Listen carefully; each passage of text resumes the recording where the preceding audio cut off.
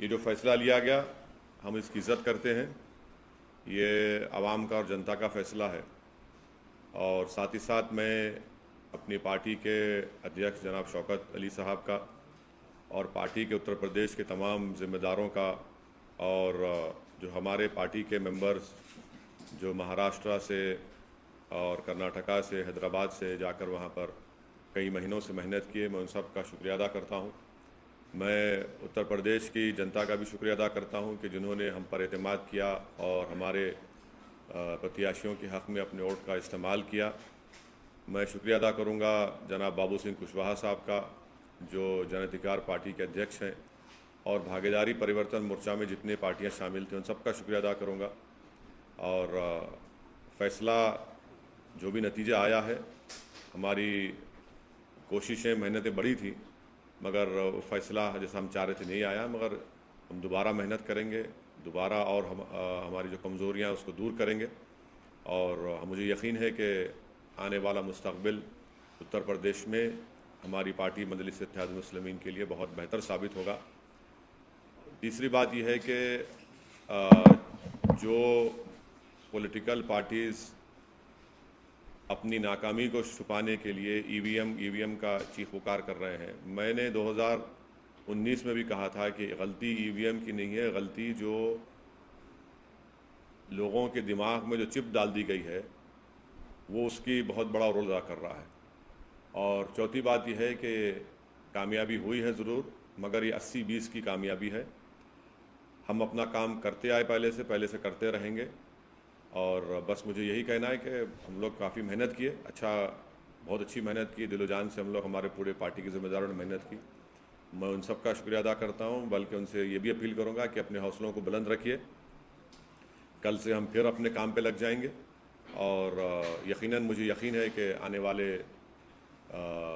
जो विधानसभा के इलेक्शन होंगे उसमें हम और अच्छा करेंगे, हमारी कमज़ोरियों को, जो भी कमज़ोरियाँ सामने आएंगी उसको दूर करेंगे। सर, आपने बोला 80-20 की कामयाबी है, इसका मतलब क्या है?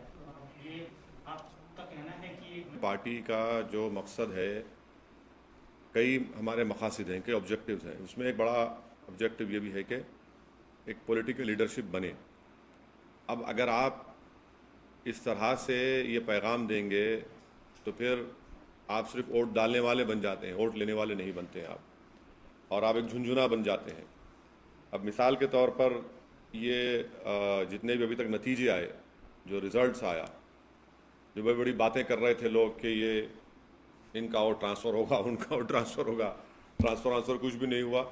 और जो लोग झूठे दावे पेश कर रहे थे, जो लोग सब्ज़, उर्दू का लफ्ज़ बोल रहा हूँ, सब्ज़ बाग दिखा रहे थे, वो सब तो सब मालूम हो गया कि किसका वोट कहाँ पर गया, किधर गया। तो खैर अभी तो पूरे नतीजे नहीं आए, तो इस नतीजे पर और जब पूरे नतीजे आ जाएंगे उसको देखकर भी फिर हम और यकीनी तौर पर कह सकते हैं। मगर यह है कि जो उत्तर प्रदेश के अल्पसंख्यक समाज के माइनॉरिटीज़ हैं उनको सिर्फ वोट बैंक की तरह इस्तेमाल किया गया, और इसी वजह से आज आप देख रहे हैं कि जो पॉलिटिकल लीडरशिप की हम जब बात करते हैं तो उससे सबको तकलीफ हो जाती है। तो खैर अब ये वक्त नहीं है कि मैं इतनी तफसील से जाऊं। जो फ़ैसला आया हम उसकी इज़्ज़त करते हैं और हम अपना काम जारी रखे हैं और जारी रखेंगे और पहले से ज़्यादा हम मेहनत करेंगे और जो हमारी लड़ाई है जमहूरियत के दायरे में उसको लड़ते रहेंगे। सर, उस पे क्या कहेंगे जो आपको आपके पहले भी आरोप लगते रहे हैं कि आप, अगर मैं उन लोगों के नाम ले लूं जो बाजा बजा रहे थे कि ये लड़ाई, ये वो लड़ाई है, आखिरी लड़ाई है, फलां लड़ाई है, और जो जाकर हर समाज के लोगों कह रहे थे कि ये आखिरी लड़ाई है, अब उनके बारे में क्या बोलेंगे आप? और अगर हम पे जो इल्ज़ाम लगता है, कोई फिक्र नहीं है, हम तो बोलते लगाओ हम पे इल्ज़ाम, मगर हम अपनी लड़ाई लड़ते रहेंगे। आप देखेंगे गुजरात में भी इलेक्शन लड़ेंगे, राजस्थान में भी लड़ेंगे, और इस साल आखिर में दिसंबर में उत्तर प्रदेश में लोकल बॉडी के इलेक्शन होंगे, हम फिर अच्छी तैयारी से लड़ेंगे। हमारा काम हम करते रहेंगे। मगर उत्तराखंड में क्यों जीत गई बीजेपी, गोवा क्यों जीत गई, मणिपुर क्यों जीत गई, तो इससे कोई ताल्लुक़ ही नहीं है। देखिए हमारी लड़ाई पॉलिटिकल लीडरशिप की लड़ाई है, पॉलिटिकल लीडरशिप को क्रिएट करना है। अब उत्तर प्रदेश की ख़ास तौर से जनता को, गरीब को, दलित को, अल्पसंख्यक समाज को समझ में आ जाएगा कि इनको सिर्फ इस्तेमाल किया गया था। भाई आप जो दावे कर रहे थे, जो भीड़ दिखा रहे थे, जो बातें हो रही थी, जो ख्वाब में भी मुख्यमंत्री बन गए थे, उसका जिम्मेदार कोई तो नहीं हो सकता हूँ ना। सर, आप बोले कि वोट बैंक की तरह इस्तेमाल किया जाता है, खास तौर से माइनॉरिटी को, और आप अपनी जो स्पीचेज में बार बार इस बात की अपील कर रहे थे। मैं अपनी स्पीचेस का हवाला, अच्छा किया आपने ये सवाल किया। मैंने तो अपनी स्पीच में कहा कि समाजवादी अलायंस बीजेपी को नहीं हरा सकता, तो उस वक्त भी लोग बड़े नाराज़ हुए। ऑन रिकॉर्ड मेरे स्पीचेस आप देखिए, यूट्यूब पे हैं। मैं तो बात कह रहा हूँ, कह चुका हूँ, बात कह चुका हूँ। मेरा सवाल मुख्तलिफ था। हाँ। मेरा सवाल ये था कि आप चुनाव तो लड़ रहे थे, लेकिन एक और लड़ाई लड़ रहे थे बकौल आपके कि मुस्लिम जो कम्युनिटी है उसको वोट बैंक की तरह अब तक इस्तेमाल करती आई है पॉलिटिकल पार्टी का, अपना लीडरशिप होना चाहिए। तो क्या आपको नहीं लगता कि उस जनता से जिससे आप अपील कर रहे थे उसने आपको डिसअपॉइंट किया इस रिजल्ट से? नहीं, देखिए, मैं उनके फैसले की इज्जत करता हूँ, एहतराम करता हूँ। उनका इख्तियार है किसी को वोट देना दें, मगर अब दोबारा तो हम उम्मीद करेंगे कि दोबारा तो उनको ठगा नहीं जाएगा ना। अब दोबारा यही बात उनसे नहीं कही जा सकती, क्योंकि उन्होंने देख लिया, उन्होंने आजमा कर देख लिया कि भाई 4 इलेक्शन अब आप हार चुके हैं, 14, 17, 19 और 22, ये 4 इलेक्शन अब हार चुके हैं। तो अब हम उम्मीद करते हैं कि वो अपना, उनका ही फैसला है, मगर वो आपकी बार जब आइंदा पार्लियामेंट के इलेक्शन होंगे उत्तर प्रदेश में या म्यूनसिपल इलेक्शन होंगे, वो हमारी इस बात पे गौर करेंगे। हमको मालूम है कि हमारी बहुत सी बातों को लोग उस पर गौर किए, मगर एक जो चलाया गया था प्रोग्राम पूरा, वो प्रोग्राम तो नाकाम साबित हो गया। सर, यूपी में पहले कहा जाता था कि एनवाई समीकरण चलता है मुस्लिम यादव, लेकिन इस बार ये कहा गया है कि एनवाई समीकरण चला है, वो भी महिला और योजनाएं। कोई नहीं, सुनिए, एक मिनट, और प्रधानमंत्री के चलते ही एमवाई किसके लिए चलता था? एमवाई किसके लिए चलता था बताइए? कौन सी पार्टी के लिए चलता था एमवाई? यहाँ तो खाली एम ही है ना, वाई कहाँ है? यहाँ पे तो खाली एम ही है, वाई तो। हैं कि ये जो योजनाएं थी महिलाओं के लेकर के, अब देखिए प्रसाद साहब ऐसा है ना, अंग्रेजी कहावत है, victory has many fathers, defeat has none. अब आप जीतने के बाद आप वो बोलते बोलिए, अब आप जीत गए तो नहीं, मैं यूपी, देखिए यूपी की जनता ने फैसला लिया, हम उसकी इज्जत करते हैं। अब उस पर आप क्या क्या लगाते लगा लीजिए, मगर वो फैसला है, उसकी इज्जत करना पड़ेगा, एहतराम करना पड़ेगा। सर, आपने कहा कि अब ये चुनाव तो हो गए, आपने कहा कि गुजरात और राजस्थान में, तो आप क्या एमआईएम वहां पर? बिल्कुल करेंगे, बिल्कुल करेंगे, हम बिल्कुल करेंगे। बल्कि इससे पैगाम तो चला गया ना कि ये लोग जो एक पर्टिकुलर कम्युनिटी को अपना वोट बैंक समझते थे, अब तो वोट तो ले लिए, मगर आपके वोट नहीं है, आप तो जीत ही नहीं पा रहे, आपका वोट ही नहीं है। वो जो क्या लफ्ज़ इस्तेमाल किया था कि रेनबो, हाँ नहीं, जो हिंदी का लफ्ज़ इस्तेमाल हुआ था उसमें वो तो सब हाथ को आ गया ना, तो बिल्कुल ही नाकाम साबित हुए। बहुरंगी गठबंधन, ये कहाँ से बहुरंगी था भाई? उसमें तो खाली एक ही रंग था। रेनबो कोalition कहा आपने कि ये कम्युनिटी का वोट, वो कम्युनिटी का वोट, ये ट्रांसफ़र हो गया, वो हो गया। अब आप बताइए कि लखीमपुर खीरी में बीजेपी पूरी जीत जाती है। इसलिए हम कह रहे हैं कि 80-20 का मामला हो गया, और ये 80-20 हम आपको कह रहे हैं बहुत लंबे सालों तक रहने वाला है भारत की जमहूरियत में। तो आपको लगता है विकास के मुद्दे पे नहीं, अब अभी ये प्रेस कॉन्फ्रेंस ये मौका नहीं है ना वक्त है कि मैं इतना उसमें सब्सटेंशिएट करूं, मगर मैं इतना ज़रूर कहूँगा कि 80-20 का ये माहौल बहुत लंबे सालों तक रहने वाला है, ये समझने की ज़रूरत है सबको। क्या इस ऐसा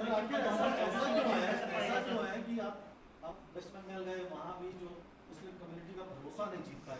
अभी उत्तर प्रदेश में उन सीटों पर चुनाव लड़े जहाँ जो मुस्लिम माहौल और डिसाइडिंग पोजीशन पर रहते। नहीं, ऐसा नहीं, हम तो अलायंस का हिस्सा, सुनिए, ऐसा नहीं, हम तो अलायंस का हिस्सा थे, भागीदारी परिवर्तन मोर्चा का। जितने जन अधिकार पार्टी के भी कैंडिडेट्स थे और दूसरे अलायंस के, हम सबके लिए कैंपेन किए।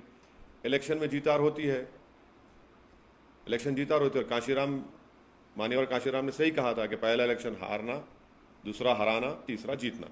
अरे सुनिए, तो ये काशीराम साहब का एक बहुत बड़ा इंपॉर्टेंट स्टेटमेंट है। हम हारे हैं, जीतेंगे दोबारा, इसमें कौन सी बड़ी बात है, कौन सा आसमान गिरने वाला है। हमारे हौसले, हमारा अज़म कभी कम नहीं होगा ना, इससे होता है। ठीक है, हम जो चाह रहे थे उसके बरक्स नतीजा आया, कोई बात नहीं है, मगर हमारे हौसले, हमारे स्पिरिट आज भी हाई हैं, कल भी हाई रहेंगे, हम लगे रहेंगे। अपने कांशीराम का इसी से जुड़ा हुआ एक और पॉसिबिलिटी समझ लीजिए, वो नहीं मतलब आखिर क्या कारण वो आप पाते हैं कि जो मुस्लिम कम्युनिटी है उसका भरोसा नहीं जीत पा रहे हैं? नहीं, देखिए, अब एक मैसेजिंग जो की गई थी ये सब लोगों की वजह से, अब उसका नतीजा देख रहे हैं ना आप, अब उसका नतीजा देख रहे हैं लोग। तो ये एक टर्निंग पॉइंट होगा मुस्लिम पॉलिटिक्स के लिए। ये यहां पर मालूम हो जाएगा कि भाई जो दावे कर रहे थे उन्हीं के पास कुछ है ही नहीं, वो खुद बिल्कुल खाली पड़े हुए हैं, सिर्फ दावे कर रहे थे। अगर उनके दावे सही साबित होते तो कुछ तो उनके पास बचता, उनके पास कुछ नहीं बचा। तो हिजाब का मामला किसको फायदा किया और किसको नुकसान किया सर? देखिए, हिजाब का मामला मैंने कहा था अपने भाषण में, ये संविधान के फंडामेंटल राइट का इशू है। इलेक्शन हो, चुनाव हो ना हो, जहां पर फंडामेंटल राइट्स का वायलेशन आएगा वहां पर बोलना पड़ेगा। लेकिन जो इशू अगर अगर अगर चुनाव नहीं होते तो आप समझते हो इसी खाऊं बढ़ जाता। आप गलत सोच रहे हैं। आप, ये मेरा फंडामेंटल राइट है, संविधान को प्रोटेक्ट करना मेरी आपकी जिम्मेदारी है, मैं बोलूंगा बराबर। मगर ये बोलना कि इसमें आया, मुझे अगर नहीं आता तो भी हम बोलते बराबर। 80-20 के नैरेटिव में क्या ये काम आया सर? नहीं, 80-20 का नैरेटिव आपको बताएंगे आराम से। अभी आज की प्रेस कॉन्फ्रेंस हो जाए। आप बोल रहे हैं कि जो मैसेज दिया गया था तो आपका इशारा कहीं ना कहीं जमात के जो नुमाइंदे हैं, चाहे वो मेरा इशारा किसी लीडर हों, नहीं, मेरा इशारा किसी के ऊपर नहीं है। जनता समझ जाएगी। मैं आप जिसको समझ रहे हो वो नहीं, वो गलत है, वो नहीं। आप कह रहे हैं कि ये जो 80-20 का जो नैरेटिव है This is going to stay for a very, very long time. This is the crass reality which everyone will have to accept. At the same time, the story of the day is also coming from Punjab, where Kejriwal has sort of in a way created history, and he has made it amply clear that he is going to stitch up a national front, which may not be possible without the support of other players. And here we're talking about Bihar Chief Minister KC. You know what? One of the MLAs of that party had talked about my chief minister. He has used some offensive words against him, unparliamentary, derogatory words. I don't want to repeat it in a press conference, but that is for them and the other parties to decide. But would you throw in No. No, madam. My objective is to create a political leadership. That I'll try to do my best, and it will be created. but any concerted effort? We'll see. It is too early. It is too early to talk about it. Sir कई लोगों ने EVM पे सवाल उठाए, आप उस पे क्या कहना चाहेंगे? मैं तो 2019 में आपको प्रेस कॉन्फ्रेंस में बोला था कि ईवीएम गलत है, ईवीएम में कुछ नहीं है, दिमाग में चिप डाल दी गई है 80-20 की, और वो चल रहा है। ईवीएम गलती ईवीएम की नहीं है, बुलडोजर का कितना असर पड़ा सर? कुछ भी नहीं है। गलती जो है ईवीएम की नहीं है, गलती जो दिमागों में डाल दिया गया है उसी के ऊपर मामला चल रहा है पूरा।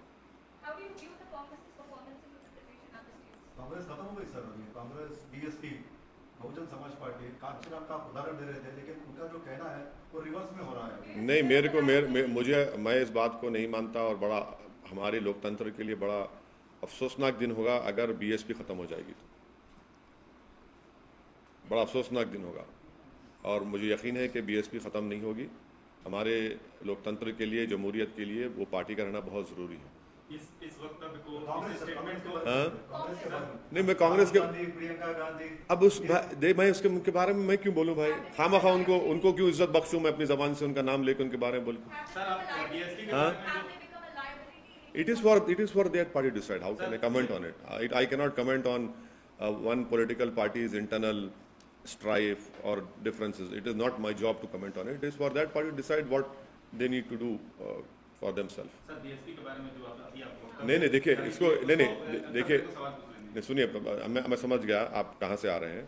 मैं आपको बता रहा हूँ कि भारत की लोकतंत्र के लिए बीएसपी का एक बहुत बड़ा रोल रहा है, और हम उम्मीद करते हैं कि वो पार्टी रहेगी, मजबूत रहेगी। हाँ, यकीनन आज का नतीजा देखकर तो आप कमज़ोरी दिखकर आती है हमारी भी सबकी, मगर बसपा की ज़रूरत है, और हम उम्मीद करते हैं कि जो जिम्मेदार हैं लोग देखेंगे और करेंगे उसको। आपको जरूरत है शायद भविष्य में, इसलिए नहीं, देखिए आप हर चीज़ को हमारी ज़रूरत मत समझिए। हर चीज़ को हम अपने उससे इंटरेस्ट में देखते हैं, मगर एक बात को तो मानना पड़ेगा ना कि उस पार्टी ने बड़ा रोल अदा किया डेमोक्रेसी को मजबूत करने के लिए। सर आप बोल रहे हैं कि जो मैंडेट है आप उसका सम्मान करते हैं, जो मैंडेट है वो मोदी का जो मॉडल है उसके फेवर में है। क्या आप मानते हैं कि मोदी मॉडल जो है वो सक्सेसफुल फिर से हुआ है और सस्टेन कर रहा है? पंजाब में नहीं, पंजाब में क्या हुआ? पंजाब में तो कुछ नहीं कर सके। पंजाब में कहाँ थे वो? अच्छा, नहीं थे, नहीं थे।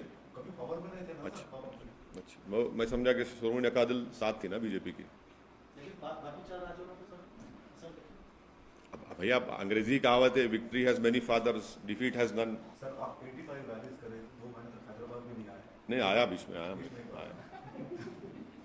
लेकिन तो क्या एक पर्सनल लेवल पे लगता है सर, बिकॉज मेहनत करके कभी कभी फल नहीं मिलता है। अरे आप लोग मेरी ना मेरी पार्टी की हिस्ट्री जानते हैं ना मेरी हिस्ट्री जानते हैं। मैं एक सिंगल एमएलए था मेरी पार्टी का, फिर हम लोग बड़े, एक ही एमएलए था मैं, हम लोग एमपी का इलेक्शन, 2 एमपी इलेक्शन थे 96-98 का। तो क्या कमियां रह गई? क्या अरे रही होगी भाई, कुछ ना कुछ होगा, हम उस पर देखेंगे। मगर मेहनत के एतबार से हमारा उत्तर प्रदेश का यूनिट, शौकत अली और जितने हमारे जिम्मेदार हैं, बहुत मेहनत की, तो यकीनन कहीं ना कहीं कमजोरी होंगी, देखेंगे उसको। मगर इससे हमको कोई मायूसी नहीं है। So do you still feel that Muslims in other parts of the country see you as an outsider? See, that is not, they don't see me as an outsider. They see me as a person who is fighting to create a political leadership and to ensure that everyone gets their hissedari or their share in Indian democracy. These are part and parcel of our life, ups and downs are part and parcel of our life. And to me, for me, tomorrow is the next day, is the next challenge. I'll take it up, I'll go ahead. What are your big takeaways? Big takeaway is that, the amount of love and affection I have received once again from the people of Uttar Pradesh, I'm thankful to them.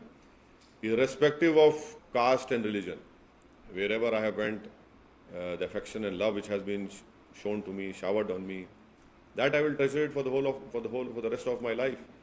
Casting of vote is a personal decision. That we have to respect them. Delhi municipal corporation के चुनाव MCD के हाँ लड़ेंगे, बिल्कुल लड़ेंगे, पूरी तैयारी कर रहे हैं हमारे कलीम हफीज साहब, लड़ेंगे, चुनाव लड़ेंगे। सर आप पूरे देश में बीजेपी के खिलाफ लड़ रहे थे, आम आदमी पार्टी ने जो परफॉर्मेंस किया है, केजरीवाल को बधाई देना चाहेंगे? नहीं, पंजाब की जनता ने फैसला लिया है, वो भी एक वर्डिक्ट है, उसका सबको एहतराम करना चाहिए। हम उम्मीद करते हैं कि पंजाब और मजबूत हो। हम उम्मीद करते हैं कि पंजाब एक हमारा बॉर्डरिंग स्टेट है, वो एक आम प्रदेश की तरह नहीं है, उसके अलग चैलेंजेस हैं, और जब जनता ने फैसला दिया है तो उसको एक्सेप्ट करना पड़ेगा। बधाई देंगे केजरीवाल? नहीं, मैं तो पंजाब की जनता ने जो फैसला लिया उसका एहतराम करता हूँ, उसका एहतराम करना चाहिए, क्योंकि उन्होंने वो डिसाइड किया कि एक मैसिव मैंडेट उन्होंने किसी के पार्टी के हक में दिया, तो हम उसका एहतराम करते हैं। सर इससे थोड़ा सा ये इस इलेक्शन के जो रिजल्ट्स आए हैं, इसका जो संभावित फेडरल फ्रंट और something minus BJP minus Congress type का, अरे मेरे से क्यों पूछ रहे हैं? नहीं ऐसे अरे देखिए, पॉलिटिशियन है, मुझसे मत मुझसे मत पूछिए, मुझे नहीं मालूम। मैं तो मोस्ट अनटचेबल आदमी हूँ ना पॉलिटिकली, तो मुझसे क्यों पूछ रहे हैं? मैं क्या बताऊंगा उस बारे में? और कुछ? सर एक सवाल है, जरूर। राष्ट्रपति चुनाव को लेकर अभी से माहौल बन रहा है, अपने सीएम साहब भी उसके लिए एक तरह से मेहनत कर रहे हैं। अगर कोई बीजेपी के खिलाफ सारी पार्टियां मिलकर अगर कैंडिडेट, मेरी देखिए, मुझे आपसे मालूम हो रहा है कि हमारे मुख्यमंत्री इस तरह का प्रयास कर रहे हैं, मुझे नहीं मालूम। मैं जिस दिन हमारे मुख्यमंत्री से मिल लूँगा, मुझे टाइम देंगे मिलने का, तो मैं उनसे पूछ लूँगा। मगर जब वो टाइम जब देंगे, मेरी जब मुलाकात होगी मोहतरम वज़ीर आला तेलंगाना से, तो मैं उन मोहतरम से पूछ लूँगा। अभी तो मेरी बहुत अरसे दराज से मेरी उनसे मुलाकात ही नहीं हो पाई, वो बहुत मसरूफ़ हैं। तो जब उनकी गुनागो मसरूफियत में वो थोड़ा वक्त दे देंगे, तो यकीनन आपका सवाल उनसे पूछ लूँगा, और जवाब जब आएगा तो आपको बता देंगे। मुस्तकबिल में संभव है कि अकेले से आप हाथ मिलाएं? देखिए, मुस्तकबिल में क्या होगा मुझे नहीं मालूम, मगर हम ये कह रहे हैं कि अब आज के इस फैसले के बाद तो हमारी जितनी बातें हम कह रहे थे वो सब सच साबित हो गई, वो सच साबित हो गई। अब ये देखना है कि वो अपनी विधानसभा की सीट पर रहते हैं या फिर वो आजमगढ़ की अपनी पार्लियामेंट सीट छोड़ते हैं। हम तो पार्लियामेंट का इलेक्शन भी लड़ेंगे उत्तर प्रदेश में। सर आपने एक बात कही कि सिर्फ एम रह गया, वाई नहीं, वाई कहाँ से रह गया? तो नहीं, प्रसाद साहब ने MY की बात की थी, सिर्फ तो हम तो बोले, हम ये कह रहे हैं खाली M ही रह गया है, बाय नहीं मिला। Y तो मैदान जंग से गायब हो गया। मोहब्बत में हम ही खड़े हो गए और जो हमको मैदान में लाए, जंग के मैदान में छोड़ के भाग गए हमको। समाजवादी आप पार्टी के डायरेक्टली ये यादवों कहना से- चाहते हैं कि नहीं, हम समाजवादी को यादवों ने सपोर्ट नहीं नहीं, अब देखिए, डेटा आएगा, मालूम हो जाएगा, डेटा आएगा। मगर हम तो यही कह रहे हैं ना भाई, नहीं नहीं, ये जो लफ्ज इस्तेमाल किया आपने, वो क्या था कोalition, वो बहुरंगी गठबंधन, एक ही रंग नजर आ रहा था इसमें। तो अभी तक तो रिजल्ट जितनी आए हैं एक ही, नहीं देखिए, अभी इसको आप एक रंग वंग मत दीजिए, रंग नजर तो एक ही आ रहा। स्टेट बीजेपी का कहना है कि हम आने वाले इलेक्शन में मुरलीधर चलाएंगे। हाँ, स्टेट बीजेपी का कहना है कि हम आने वाले इलेक्शन में मुरलीधर। देखिए, चंद्रशेखर राव जो है एक जिद्दी किस्म का आदमी है, ये बातें नहीं करना यहाँ पे, समझे ना। अब यहाँ पे क्या चलाएंगे, कैसा चलाएंगे, वो मालूम हो जाता, मगर अब वो आप जीत गए उत्तर प्रदेश, सही है। बल्दिया के इलेक्शन में आए थे ना, सब आए थे। लेकिन परफॉर्म भी तो किया सर। हाँ, परफॉर्म किए, फिर उसके बाद क्या, अरे तो छोड़िए ना, वो तो कांग्रेस, जहाँ कांग्रेस का वैक्यूम पैदा होता है इन्हों फिल कर लेते। इसका मतलब जा- बीजेपी के पास चांस भाई, जहाँ हमारे जितने नंबर से हम रिपीट किए, अंडर एस्टिमेट मत करो आप चंद्रशेखर राव को। और अच्छी बात यह है कि चंद्रशेखर राव अब जो एक्टिव हो गए ना, वो बड़ा चेंज है उनमें, और उम्मीद करते हैं कि वजीर आला ऐसी एक्टिव रहेंगे, वैसी एक्टिव रहेंगे अब आइंदा असेंबली के चुनाव तक। सबसे पहले इलेक्शन नहीं, वो कब कराते वो नहीं मालूम मेरे को, वो मेरे को नहीं मालूम, आपको मालूम है तो बताइए, हम भी तैयारी शुरू कर रहे थे जल्दी। मेरे को तो नहीं मालूम, बट हम तो उम्मीद करेंगे कि हमारे वजीर आला जो एक्टिव आज है, उन्हें एक्टिव रहना, बस एक्टिव रहना, और थोड़ा उन्हें पब्लिक से मिलना भी, थोड़ा जितने उनके MLA से तो टाइम निकाल लिए, थोड़ा मिल लिए तो अच्छा रहता। क्योंकि TRS में एक ही फेस है, वो TRS में एक ही चेहरा है बस, वो दूसरे कोई चेहरे नहीं है। बिल्कुल TRS में एक ही चेहरा है, कोई दूसरा चेहरा ही नहीं, कोई भी नहीं है, कोई नहीं है, सिवाय वजीर आला के चंद्रशेखर राव, कोई चेहरा नहीं है। सर, पिछले इलेक्शन में बाबू भी बहुत एक्टिव हुए थे, ऐसी नेशनल पॉलिटिक्स में इन्वॉल्व होते हैं, अभी नहीं दिख रहे है उन्होंने आंध्रा में है ना, थोड़ा बहुत आंध्रा में है, तो थोड़ा बहुत है। नहीं, इनका सिचुएशन ऐसा ना होता कहाँ पे? यहाँ पे। नहीं, देखिए, इन्हों चंद्रबाबू नायडू को छोड़ के निकले, वो ऐसा आदमी नहीं है, वो छोड़ के निकले स्वयं।